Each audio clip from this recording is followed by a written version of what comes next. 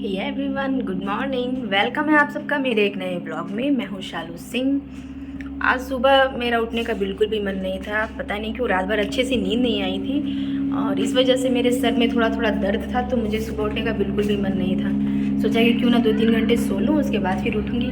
लेकिन ऐसा नहीं हो सकता है क्योंकि मॉर्निंग में तो थोड़ा बहुत काम रहता है जिसको हम लोग टाल नहीं सकते। लेकिन ये था कि मतलब बाकी दिनों के मुताबिक थोड़ा लेट से उठी थी, तो हस्बैंड ने चाय बनाया और फिर उनके हाथों की गर्मा गर्म चाय पीने के बाद फिर धीरे धीरे मैं बेड से उठी और फिर अपने बाकी सारे काम क्लियर किए। और बिज़ी रहने के बाद फिर सर दर्द कहाँ गायब हो गया पता ही नहीं चला। तो अब आ चुका है होली। जब हम लोग अपने घर पर रहते थे यानी जब हम लोग अपने अपने फैमिलीज़ में रहते थे तो बहुत ही धूम धड़ाके के साथ होली मनती थी। होली के लगभग 8-10 रोज़ पहले से होली की धूम मची सी रहती थी। लेकिन अभी जब हम लोग यहाँ हैं तो बस हम और कोई है नहीं, यानी मैं और मेरे हस्बैंड। तो थोड़ा मतलब बाकी जैसे हर साल लगता है तो उस तरह का तो बिल्कुल भी नहीं लग रहा है। लेकिन कोई नहीं, हर तरह का एक्सपीरियंस होना चाहिए। मैं तो इसी बात में बिलीव करती हूँ कि कोई ज़रूरी नहीं है कि जैसा पिछला सारा समय गुजरा हो या फिर बाकी समय हम लोग जिस तरह से सेलिब्रेशन करते आए हैं हर बार उसी तरह का सेलिब्रेशन हो, ये कोई ज़रूरी नहीं है। मैं तो सोचती हूँ कि हर बार अलग अलग एक्सपीरियंसेस होते रहने चाहिए। कोई ज़रूरी नहीं है कि जो पहले होता आया है वही हर साल हो। तो मैं मतलब पहले की तरह तो नहीं फ़ील हो रहा है, लेकिन फिर भी जहाँ हम लोग हैं उसके मुताबिक भी मैं एक्साइटेड हूँ। सिर्फ हम दोनों कैसे सेलिब्रेट करने वाले हैं ये सोचकर। तो मैं ये भी सोच रही हूँ कि और बार तो जब घर पर रहते थे सारे फैमिलीज़ के साथ रहते थे तो सारे लोग मिलकर कुछ ना कुछ बनाते थे, लेकिन यहाँ पर तो सब कुछ मुझे ही करना है। मतलब एक्साइटमेंट थोड़ा सा कम लग रहा है, लेकिन फिर भी देखते हैं क्या होता है कैसा होता है।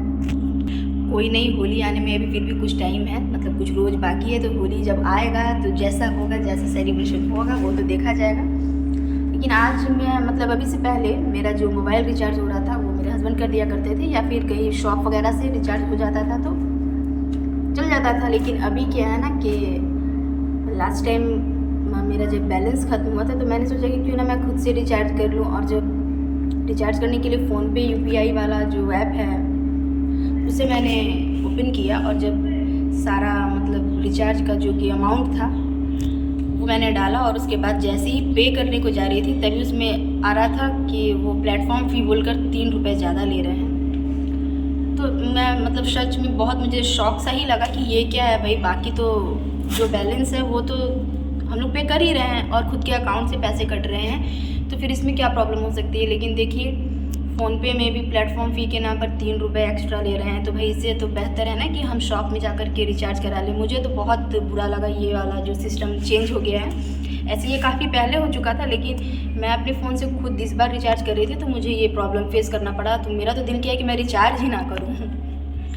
और फिर दूसरे प्लेटफॉर्म्स पर भी लगभग 2 रुपये और 1 रुपये, लेकिन सबसे ज़्यादा जो चार्ज था प्लेटफॉर्म फ़ी वो UPI फ़ोनपे का ही था। तो बहुत गुस्सा आ रहा था, लेकिन क्या करें, बिना रिचार्ज के तो चल नहीं सकता ना। फिर आप लोगों से बात कैसे होगी, रिचार्ज नहीं होगा तो मैं वीडियोस कैसे डालूँगी। तो रिचार्ज तो करना पड़ा, लेकिन मैं तो चाहती हूँ कि इस पर कुछ चेंज होना चाहिए, इसका निदान होना चाहिए कि ये इस तरह से क्योंकि पहले भी जब हम लोग UPI यूज़ कर रहे थे तो भी तो जो भी बिल आते थे, जो GST वगैरह वगैरह जितने भी तरह के बिल हो सकते हैं, यानी गवर्नमेंट की साइड से जो भी होता है वो सारा चीज़ तो इंक्लूड था ही। तो फिर ये अब अचानक से नया क्या आ गया और क्यों आ गया। बहुत इजी हो जाता है कि अपने पास कैश कैरी करने की ज़रूरत नहीं पड़ती है, लेकिन अब जब ये हो गया है यानी प्लेटफॉर्म फ़ी का जो रिचार्ज के टाइम जब से आया तब से तो बिल्कुल मन ही नहीं कर रहा कि UPI वगैरह यूज़ करूँ। लेकिन क्या करें, इसके बिना तो काम नहीं चलता है ना, क्योंकि ज़्यादातर तो लोग, अब मैं तो खुद अपना बताऊँ तो कैश ज़्यादा हम लोग लेकर नहीं चलते हैं, चाहते हैं कि फ़ोनपे से ही कहीं भी पेमेंट कर दें। तो कोई नहीं, आप लोग बताइए आप लोग भी ये सारे प्रॉब्लम्स फेस कर रहे हैं या नहीं, या फिर आप लोग रिचार्ज के लिए क्या करते हैं, शॉप से ही रिचार्ज कराते हैं या खुद अपने फ़ोन से रिचार्ज करते हैं। और अभी मैंने आप लोगों को बताया था कि इधर भी थोड़ी गर्मी पड़ रही है, तो मैंने अपने गर्म कपड़े सोचे थे कि सारे अब अंदर रख दूँगी, तो कुछ कपड़े रख भी दिए थे। और लेकिन आज फिर से थोड़ा सा मौसम ठंडा हो गया तो मुझे फिर से ये गर्म कपड़ा पहनना पड़ा। पता नहीं लगता है और कितने दिन तक ये गर्म कपड़े चलने वाले हैं समझ में नहीं आ रहा, क्योंकि वेदर सडन से चेंज हो रहा है। सुबह में ठंड, शाम में ठंड और दोपहर में गर्मी। यहाँ पे पास में मधुमक्खी का छत्ता है लेकिन दिखता तो नहीं है, लेकिन बीच बीच में अचानक से उनका तांडव शुरू हो जाता है। सडन सारे 2 4 5 10 मधुमक्खियाँ रूम के अंदर आ जाती है और कभी भी अटैक करने का डर बना रहता है। मुझे तो सोने में भी डर लगता है, पता नहीं सोने के समय कब कहाँ से उड़ कर आ जाए और काट ले। क्योंकि अभी तो दोपहर में तो धूप आती है, लेकिन मॉर्निंग में जब विंडो खुला रहता है तो कब आकर के अंदर छुप जाती है पता नहीं चलता। जब ट्यूबलाइट्स वगैरह ऑन होते हैं तब वहाँ पर भिन भिन भिन भिन करके वो आती हैं, तब जाकर मेरा ध्यान जाता है कि कुछ मधुमक्खी जो है वो रूम के अंदर ही रह गई है। इतना केयरफुल होने के बावजूद भी रूम के अंदर ही कर्टन के पीछे मधुमक्खी ने एक जगह बिल्कुल छोटा सा 2-3 टाइप मतलब 2-3 छोटे छोटे घर जैसा बना कर रखा था। तो मुझे तो हटाना अच्छा नहीं लगा, लेकिन हटाना पड़ता है क्योंकि वो कोई पालने वाली तो चीज़ है नहीं, बहुत हार्मफुल है। तो मैंने उसे हटा दिया है, लेकिन फिर भी ऑल टाइम यहाँ वहाँ घूमते रहते हैं। बाहर निकलने में मुझे डर लगता है। पहले तो बंदर से डर लगता ही था, मतलब अभी भी लगता है, और अब मधुमक्खी है जो अंदर आ जा रहे हैं।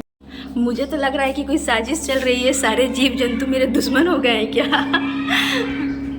और मैं आप लोगों को एक बात बता रही हूँ, बहुत मुझे खुशी हुई वो इसलिए कि ये देखिए ये शमी का पौधा है। ये अभी कुछ टाइम पहले यानी जब सर्दियों का जो सीज़न था, तो क्योंकि सर्दी के मौसम में मैंने बताया ना कि शमी का पौधा ग्रो नहीं करता, वो रुक जाता है, और ये बिल्कुल से सूख गया था। यहाँ पे छोटे छोटे नन्हे से मतलब इसके पत्ते देख रहे होंगे, वो अब आए हैं। और अभी से लगभग 15-20 रोज़ पहले एक भी पत्ता इस पर नहीं था, मतलब पहले का पुराना पत्ता था जो कि सूख चुका था। तो मुझे टेंशन हो रही थी कि पता नहीं ये पौधा फिर आगे ग्रो करेगा या नहीं, या फिर ये सूख जाएगा। लेकिन जैसे ही मैंने इसमें छोटे छोटे नए पत्ते को देखा, मतलब इसे क्या बोलते हैं, मतलब जो भी पत्ता ही मैं बोल रही हूँ, वो देखा तो मुझे थोड़ा सा होप हुआ कि हाँ अब ये ग्रो करेगा।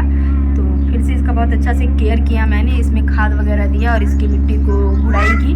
तो देखिए ये कितना अच्छा हेल्दी हो गया है। जब पौधे ग्रो करते हैं तो मुझे स्पेशली बहुत अच्छा लगता है। आप लोग सोचेंगे कि ऑलमोस्ट मतलब हर टाइम ये पौधों के बारे में बात करती है, जबकि मेरे पास ज़्यादा पौधे नहीं हैं, बस 3 पौधे हैं। एक मेरीगोल्ड का है, और ये शमी का पौधा है, और तुलसी जी का पौधा है। लेकिन केयर करना पड़ता है और मुझे अच्छा लगता है इनका केयर करना।